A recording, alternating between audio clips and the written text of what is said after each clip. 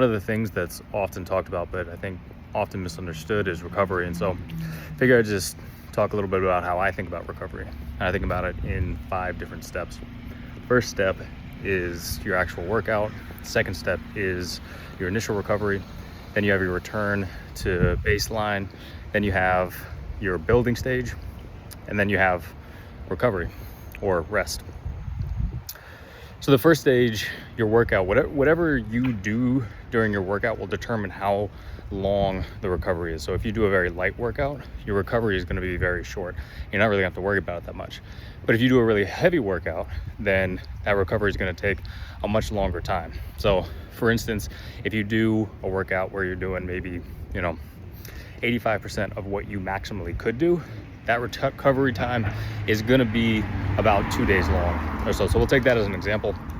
And so your initial recovery from that workout is probably going to be about 30 minutes or so. So what that involves is your heart rate.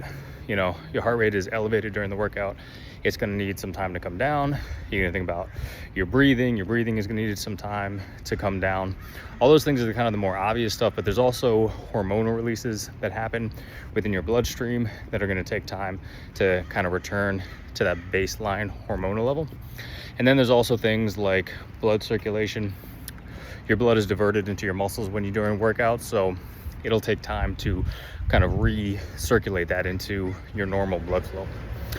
So all of that, again, it depends on the intensity of the workout, but in general, after about 30 minutes or so, that's going to come down to where it was before the workout began. And then we come in to kind of the first part of the longer recovery. And whenever you're doing a challenging workout, you are creating damage to your body. And so your body takes time to repair that damage. So that, what I call return to baseline, is once you've left the gym, you have become weaker than you were before you came into the gym because you've damaged your body. So however long it takes to repair your body to get back to the strength level that you were before you walked into the gym, that's your return to baseline. And that takes normally up to a day or so. And so after a day, your body has repaired enough of the damage that you've done on the workout to be back to your normal strength. And then this is where the golden stuff happens, the rebuild. After that, probably another day or so, that your body is actually going in, seeing the stuff that you did, and then rebuilding your body. So rebuilding your muscle, that's where your muscle growth comes from. That's where the mitochondria growth comes from. All that good stuff that we do from workout comes kind of a day later when your body has fully recovered, and now it's starting to go in, rebuild, and start to kind of put in some of the scaffolding that is needed for what it has determined, is your new normal. And then the final stage, and I think this is the stage that almost everybody kind of dismisses or doesn't think about, is recovery. And that's when your body is not doing anything.